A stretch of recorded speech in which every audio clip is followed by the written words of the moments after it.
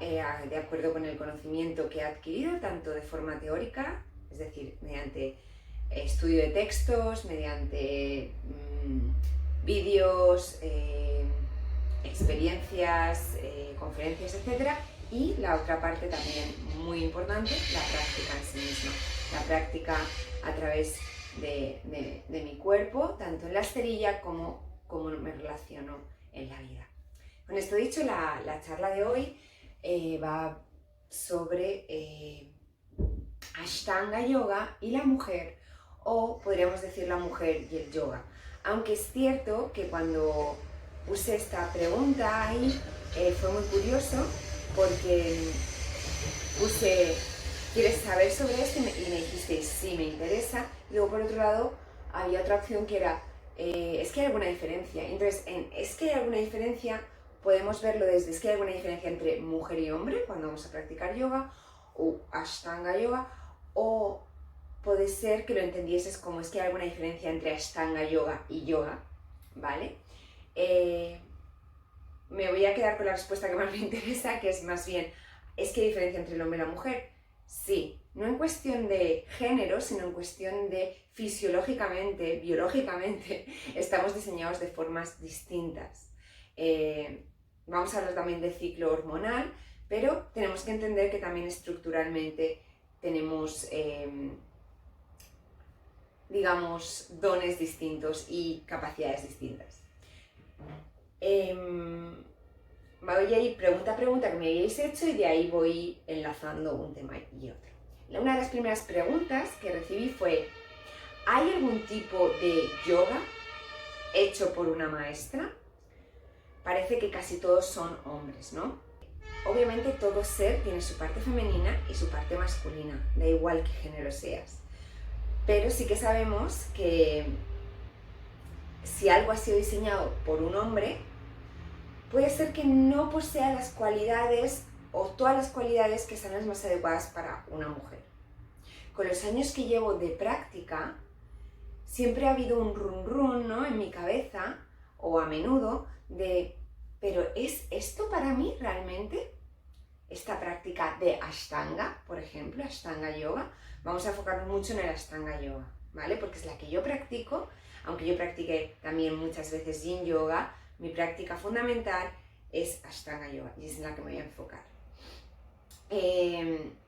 Lo que he llegado a entender, y puede ser que este pensamiento mute, cambie y se transforme a lo largo del tiempo, seguramente lo hará si yo me vuelvo un poquito más sabia, he entendido que tras alrededor de 10 años que llevo practicando, es que hay momentos del ciclo de mi práctica y del ciclo hormonal en el que mi práctica será más masculina, estará potencializada y nutrida por unos aspectos más masculinos, y otras etapas en la práctica en la que la práctica será más femenina, tanto si eres hombre como si eres mujer. Los hombres también tienen su ciclo hormonal, si no me equivoco, cada 60 días o cada 6 semanas o algo así.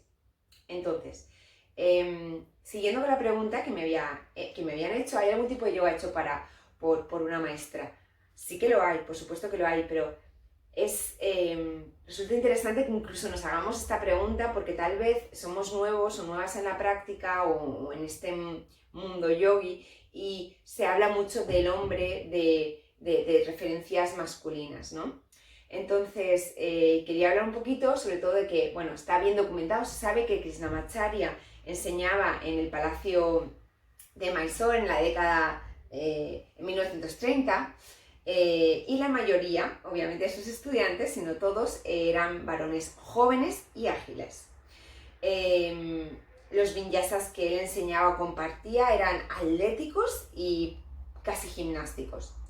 En aquellos tiempos, en aquellos días, Krishnamacharya dijo que sus clases no eran para mujeres, en principio. Pero cuando Indra Devi persuadió al Maharaja de Mysore a que interviniese, entonces Krishnamacharya tuvo que aceptar a la primera mujer. Y ella fue la primera estudiante occidental que tuvo Krishnamacharya, mujer. También se decía que Krishnamacharya había enseñado a Devi de una forma más amable, o algo distinta que a los hombres. Posteriormente compartió asana en Occidente, Indra Devi, sin vinyasa. La vinyasa es esa transición que decimos entre asana y asana.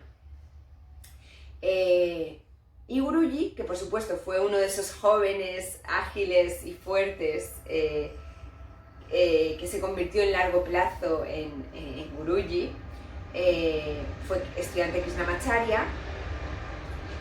Sería interesante preguntarle, si aún estuviese entre nosotros, entre nosotras, cómo la práctica Ashtanga se sintió en su propio cuerpo, su práctica postural, cómo cambió a lo largo de los años. Y si hubiese tenido la intención de enseñarlo a largo plazo, o con todo lo que haya aprendido, igual a hombres y a mujeres. Lo que sí que sabemos también es que la serie que aprendieron aquellos occidentales, que esos primeros grupos que llegaron y que enseñó Guruji, se desarrolló en la práctica que soy, ¿no? De hecho, en Lakshipuram, la shala inicial se llamaba, de hecho, Ashtanga Yoga Research Institute, el Instituto de Investigación de Ashtanga Yoga, con lo cual ya el nombre te daba a entender que era un sitio en continua evolución e investigación, ¿no? Además, las mujeres eran, y aún lo son, enseñadas las mismas secuencias, las mismas exigencias prácticamente que a los hombres, a pesar de tener estructuras y músculos más pequeños. Entonces, con esto, con nuestro conocimiento de ahora, sería interesante ver si Guruji tuviese ese mismo conocimiento, si querría seguir enseñando de la misma forma. Sería interesante hablar con mujeres que llevan 40 años practicando y ver cómo han refinado su práctica, cómo han ido o no adaptando sus cuerpos según han ido madurando. Eso es muy interesante también. Aprender asanas en un cuerpo femenino es probablemente muy diferente a cómo aprenderías asanas o aprenderlas o integrarlas en un cuerpo masculino. El cuerpo masculino por excelencia de la India, por lo menos los cuerpos, vamos a poner los cuerpos indios así, son de hombros anchos, espaldas largas y caderas estrechas. Es perfecto, es como diseñado perfecto para esta práctica Ashtanga Yoga. En cambio, yo por ejemplo tengo hombros ni muy anchos ni muy estrechos, ¿vale? Pero no son los hombros de un hombre, entonces comparado con un hombre serían unos hombros estrechos. Tengo unas sustanciales caderas, muchísimo más grandes que las de un hombre. Y probablemente tengo una espalda menos desarrollada, ¿no? Además de que, bueno, si le podemos añadir, tenemos más piernas largas, etc. Lo cual es ideal para posturas como pierna detrás de la cabeza, indudablemente, pero no tan beneficioso para hacer un pino, por ejemplo. No digo que sea imposible, no estoy hablando de posibles o imposibles, estoy hablando más de que entendamos de que qué estructura anatómica tenemos nos va a ayudar a entender cómo enfocar la práctica que tengamos. Si queremos llegar a un objetivo, no es lo mismo para un tipo de cuerpo que para otro tipo de cuerpo. Y si eso lo llevamos además a una estructura en la que un hombre tiene unas cualidades naturales y una mujer otra, pues es importante observarlos, más allá de nuestros ciclos hormonales, que eso ya hace que emocionalmente actuemos de forma distinta. ¿Y por qué es importante esto? Porque si la práctica nos tiene que servir a nosotras no podemos estar al servicio de la práctica. No puede ser que algo venga y tú tengas que encajarte de un modo que quepas en esa cajita, sino más bien cuántas formas tiene esta caja de moldearse para que yo pueda caber ahí de forma cómoda, ¿no? Entonces lo que sí que nos queda siempre es el practicar, practicar y seguir practicando, pero practicando con inteligencia, porque si practico con ignorancia, lo único que voy a hacer es empujarme de forma excesiva como si me estuviese castigando con un látigo y seguir la práctica con ojos cerrados porque esta práctica sirve y punto. Y da igual si soy hombre, si soy mujer, si tengo esta estructura o lo otro, voy. Y desde mi punto de vista, eso es una práctica, digamos, desde la ignorancia, ¿no? Utilizando así un término más budista. Luego podemos tener una práctica ignorante también porque somos excesivamente perezosas, de no, yo no voy a seguir a llegar nunca al hacer el pino o hacer lo otro porque no estoy diseñada para eso, ¿no? Tampoco es eso. Hay que buscar qué tengo que cultivar y si me merece la pena sacrificar esto o no. Sacrificio no sin dolor, sacrificio me refiero al tiempo que tengo que invertir, la energía, etcétera, ese camino al que me quiero dirigir. Por lo que sí que han habido mujeres, y las hay muchas, cada vez las hay más, aunque es muy curioso que si a veces vas a una shala, pues la mayoría de shalas, por lo menos de Ashtanga Yoga y de estilo Mysore, todavía están manejadas, las llevan muchos hombres. Pero bueno, creo que esto está cambiando y seguirá cambiando. Pasamos a la pregunta número 2. No voy a meter todas las preguntas que me habíais pedido, por cierto, sino que he seleccionado algunas y he juntado algunas. Me decían, básicamente era cómo adaptar tu práctica al ciclo. Las preguntas eran, ¿por qué las lunas interfieren con la práctica de yoga en las mujeres? Y la otra pregunta era, ¿cómo llevar los ciclos emocionales de la mujer en la práctica diaria de Ashtanga? Vale, ¿por qué las lunas interfieren con la práctica de yoga en las mujeres? Me decía. La verdad es que me sorprendió mucho la pregunta, porque solo la palabra interfiere a mí me rechina un poco, ¿no? Me trastoca, porque ¿por qué vemos el ciclo hormonal y el periodo en concreto dentro de nuestro ciclo hormonal? Entendemos que, por supuesto, quiero aclarar esto por si alguien no lo entiende todavía o no lo ha escuchado, que nosotras tenemos un ciclo y en cada parte de nuestro ciclo vamos a sentir cosas distintas. Cuanto más sintonizada estés con tu ciclo, más vas a poder entenderte. De hecho, no es lo mismo cuando estás premenstrual, cuando estás menstrual, cuando estás ovulando o postmenstrual, ¿vale? Vas a tener distintas necesidades emocionales, vas a sentirte distinta y tu cuerpo también va a reaccionar de forma distinta. Esto dicho, cuando decimos ciclo hormonal interfiere, a mí no me gusta decir interfiere porque realmente no interfiere. El ciclo hormonal es la forma orgánica y natural de funcionamiento de tu cuerpo. Verlo como una interferencia nos puede provocar incluso rechazo a cómo funciona nuestro sistema, que es algo natural, que no podemos realmente cambiarlo. Y también es rechazar quiénes somos en cada etapa de nuestro ciclo. De hecho, por eso quiero invitar a reformular la pregunta y lo veamos como cómo nos podemos expresar y cómo podemos movernos en distintas etapas de nuestro ciclo.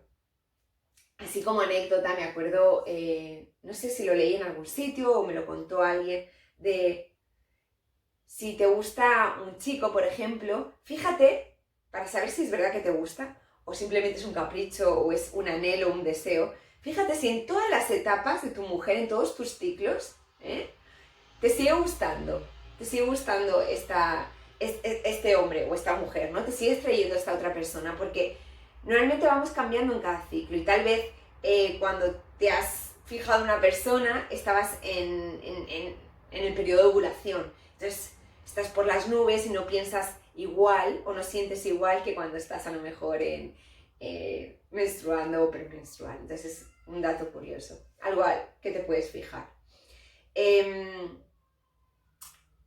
Siguiendo con el tema de nuestro periodo, ¿qué necesitas en ese momento concreto de sangrado? Si estamos hablando cuando tenemos el periodo, ¿qué necesitas en tu práctica cuando tú estás sangrando? Probablemente lo que necesites es descansar. Muy probablemente no practicar.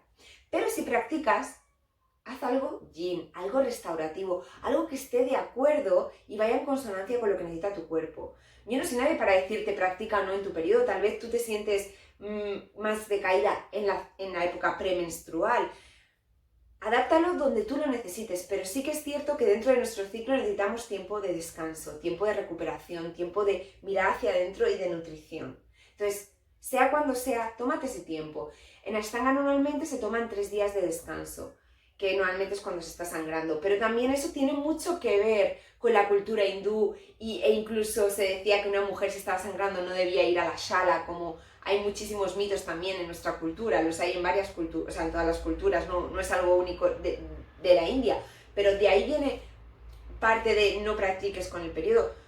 A mí personalmente hay veces que estoy premenstrual y es cuando me siento más decaída y con menos fuerza, y estoy menstrual y al segundo día ya me siento con fuerza y quiero practicar y he descansado los días anteriores. Entonces, no hay una regla, sino que tú creas tu propia fórmula, como tu práctica al final. Con lo que, por ejemplo, en mis clases, si yo doy estilo Mysore, normalmente yo invito a mis alumnas a que se queden y a que practiquen de forma yin o restaurativa bajo mi supervisión o ayuda o sostén, lo que necesiten. Y no solo eso, a veces no es el ciclo hormonal, a veces estamos pasando por algo emocional, por una enfermedad o por una lesión, por una circunstancia en la vida y no necesitas o no quieres practicar Ashtanga en ese momento por lo que sea, no tienes ni que excusarte. Para mí mi espacio sigue siendo tu espacio y eres bienvenida y eso es muy importante, practicar en espacios en los que nos sentimos bienvenidas. El rol de la mujer, ¿no? Muchas veces en el sistema patriarcal se atribuye que se espere ciertas cosas de nosotras, que tengamos respuestas constantes, que estemos siempre allí, que seamos persistentes, que seamos cuidadoras. Entonces, eso también es responsabilidad nuestra, decir, no, es que yo tengo un ciclo y en esta parte de mi ciclo me toca escucharme y me toca parar. Y me toca o que me cuiden o al menos no cuidar a nadie, ¿vale? Entonces, al final, la base de todo está en parar, porque si no paras no puedes escuchar. Cuando hay mucho ruido, mucho movimiento, es imposible, no oyes, necesitas ese silencio, el parar. Parar lo puedes tomar como tú quieras, desde irte dar un paseo y escucharte, a sentarte en silencio, simplemente parar de hacer cosas constantemente y estar distrayéndote. Siéntate, no de forma literal, metafórica, aunque sentarse en silencio está muy bien, pero escúchate, conecta con qué necesidades tienes.